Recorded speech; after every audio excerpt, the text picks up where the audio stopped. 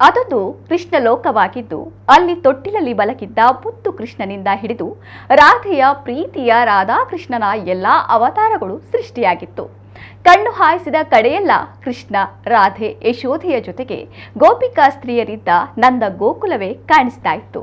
ಕೃಷ್ಣನ ಆ ಲೋಕದಲ್ಲಿ ವಿಹಾರಕ್ಕೆ ಬಂದವರಂತೂ ಕೃಷ್ಣ ಲೀಲೆಗಳನ್ನು ನೋಡಿ ಖುಷಿ ಪಟ್ರು. ಕದ್ರಿಯಲ್ಲಿ ಕೃಷ್ಣ ಲೋಕ ಸೃಷ್ಟಿಸಿದ ಕಲ್ಕೂರ ಪ್ರತಿಷ್ಠಾನ. ಕೃಷ್ಣ ಲೋಕದಲ್ಲಿ ರುಕ್ಮಿಣಿ, ಯಶೋಧೆ, ರಾಧೆಯರ ಸಮಾಗಮ. ನಂದ ಗೋಕುಲದಲ್ಲಿ ಗೋಪಿಕಾ ಸ್ತ್ರೀಯರ ಜೊತೆ ಕೃಷ್ಣ ವಿನೋದ. ಹಸಿರಂಗಿ ಹಲಿಗಡಿಗಾಯಪ್ಪ ಕುಶಿಲಾದ ಟಪ್ಪಿಗೆ, ಹಸಿರಂಗಿ ಹಲಿಗಡಿಗ ಕುಶಿಲಾದ ಟಪ್ಪಿಗೆ, ತಿಡಿ ತಿಡಿ ಕಟ್ಟಿದರ ಕಡಿಕಾಡಿ.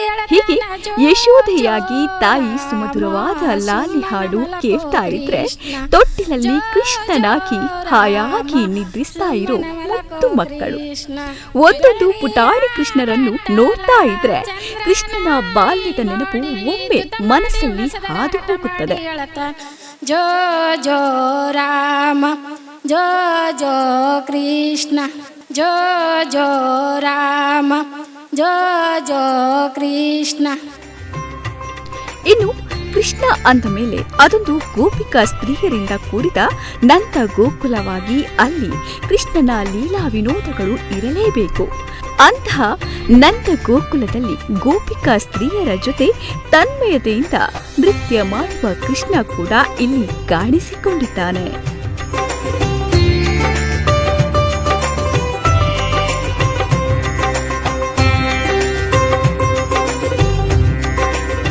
ಹೌದು, ಇದು ಕಲ್ಕುರ ಪ್ರತಿಷ್ಠಾನ ಆಯೋಜಿಸಿದ್ದ ರಾಷ್ಟ್ರೀಯ ಮಕ್ಕಳ ಉತ್ಸವದಲ್ಲಿ ಮೂಡಿಬಂದ ಕೃಷ್ಣನ ಹಲವು ಅವತಾರಗಳು.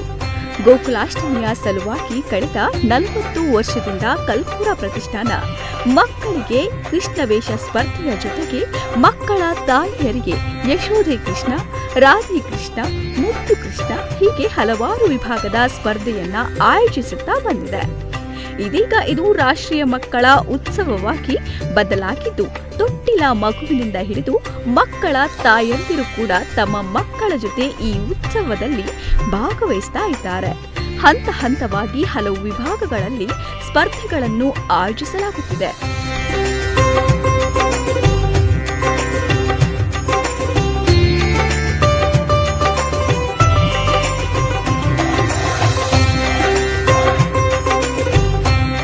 ಕೃಷ್ಣ ಜನ್ಮಾಷ್ಟಮಿಯ ಪ್ರಯುಕ್ತ ಈ ಕೃಷ್ಣ ಲೋಕದ ಅನಾವರಣವಾಗಿದ್ದು ಶ್ರೀ ಕ್ಷೇತ್ರ ಕದ್ರಿ ಮಂಜುನಾಥನಿಗೆ ಪೂಜೆ ಸಲ್ಲಿಸುವುದರೊಂದಿಗೆ ಮಕ್ಕಳ ಈ ಉತ್ಸವವನ್ನು ಉದ್ಘಾಟಿಸಲಾಗಿತ್ತು.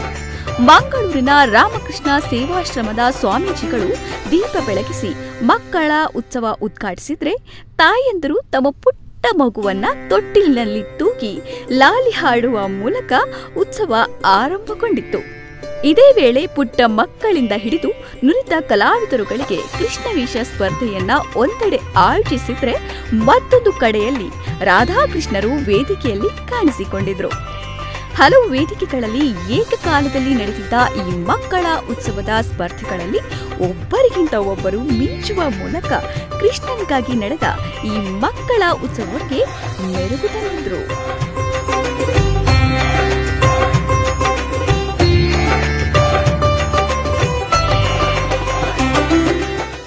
ಕೃಷ್ಣನ ಜೀವನವೇ ಭಾರತೀಯ ಸಂಸ್ಕೃತಿಯ ಒಂದು ಸಾರ.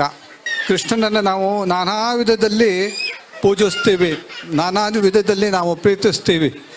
ವಿಶ್ವಕ್ಕೆ ಅಮೂಲ್ಯವಾಗಿರ್ತಕ್ಕಂಥ ಆಧ್ಯಾತ್ಮಿಕ ಸಂದೇಶವನ್ನು ಕೊಟ್ಟ ಆ ಗೀತೆಯ ಕೃಷ್ಣ ಯುದ್ಧದಲ್ಲಿ, ಮಹಾಭಾರತ ಯುದ್ಧದಲ್ಲಿ ಆ ಕೃಷ್ಣ ಪಾಂಡವರನ್ನು ರಕ್ಷಿಸಿ ಜಯಕ್ಕೆ ಜಯ ಅಂತ ಹೇಳಿದ, ಸತ್ಯಕ್ಕೆ ಜಯ ಅಂತ ತೋರಿಸಿದ ಕೃಷ್ಣ ಎಲ್ಲವೂ ಸಹ ಶ್ರೀಕೃಷ್ಣನ ಅದ್ಭುತವಾಗಿರ್ತಕ್ಕಂಥ ಮಹಿಮೆ.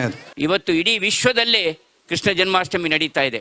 ಅದರಲ್ಲೂ ನಮ್ಮ ಈ ತವಳವನಾಡಿನ ಭರತ ದೇಶದ ಕರ್ನಾಟಕ ಪ್ರಾಂತ್ಯ ತವಳನಾಡಿನಲ್ಲಿ ಆಚಾರ್ಯತ್ರಯರಲ್ಲಿ ಓರ್ವರಾದಂಥ ಜಗದ್ಗುರು ಮಧ್ವಾಚಾರ್ಯ ಸಂಸ್ಥಾಪಿತ ಉಡುಪಿಯ ಕೃಷ್ಣನ ಸುತ್ತಮುತ್ತ ಪರಿಸರದಲ್ಲಿ ಇರುವಂಥವರು ನಾವು ಬಂಧುಗಳು.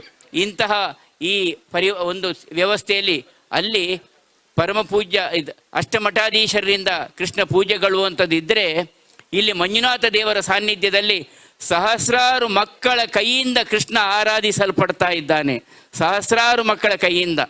ಇದು ನಿಜ ಅರ್ಥದ ಒಂದು ಕೃಷ್ಣ ಆಂದೋಲನವಾಗಿ ಕಳೆದ 42 ವರ್ಷಗಳಿಂದ ಇದು ಪರಿವರ್ತಿತವಾಗಿದೆ. ಒಂದಷ್ಟು ಮಕ್ಕಳು ಯಕ್ಷಗಾನದಲ್ಲಿ ಕೃಷ್ಣ ವೇಷಧಾರಿಗಳಾಗಿ ಕಾಣಿಸಿಕೊಂಡು ತಮ್ಮಲ್ಲಿನ ಕಲೆಯ ಅನಾವರಣ ಮಾಡಿದ್ರೆ, ನಂದಗೋಕುಲ ವಿಭಾಗದಲ್ಲಿ ಮಕ್ಕಳು ಮಾಡಿದ ನೃತ್ಯಗಳು ಜನರ ಮನಸೂರೆಗೊಂಡಿತ್ತು.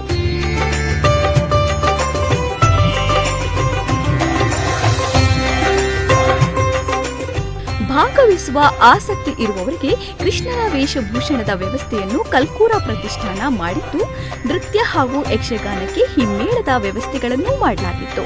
ಹೀಗಾಗಿ ಮಕ್ಕಳಿಗೆ ಕೃಷ್ಣ ವೇಷ ತೊಡಿಸುವ ಪೋಷಕರ ಸಮಸ್ಯೆಗೂ ಇಲ್ಲಿ ಪರಿಹಾರ ನೀಡಲಾಗಿತ್ತು. ಇನ್ನು ತಮ್ಮ ಮಕ್ಕಳು ಕೃಷ್ಣ ರಾಧೆಯರಾಗಿ ಮಿಂಚುತ್ತಿರುವ ಸಂಭ್ರಮದ ಜೊತೆಗೆ ಪೋಷಕರು ತಮ್ಮ ಮಕ್ಕಳ ಜೊತೆ ಸೆಲ್ಫಿ ತೆಗೆದುಕೊಂಡು ಎಂಜಾಯ್ ಮಾಡಿದ್ರು. ಒಟ್ಟಾರೆ ಪ್ರತಿ ವರ್ಷ ಕಲ್ಕೂರ ಪ್ರತಿಷ್ಠಾನದಿಂದ ನಡೆಯುತ್ತಿರುವ ಕೃಷ್ಣವೇಷ ಸ್ಪರ್ಧೆ ಅದ್ಭುತ ಯಶಸ್ವಿಯಾಗಿದ್ದು, ಆಗಮಿಸಿದ ಗಣ್ಯರು ಪ್ರತಿಷ್ಠಾನದ ಈ ಕಾರ್ಯಕ್ಕೆ ಶ್ಲಾಘನೆ ವ್ಯಕ್ತಪಡಿಸಿದ್ದಾರೆ. ಬ್ಯೂರೋ ರಿಪೋರ್ಟ್, ನಮ್ಮ ಗುಡ್ ಲಕ್ 2027.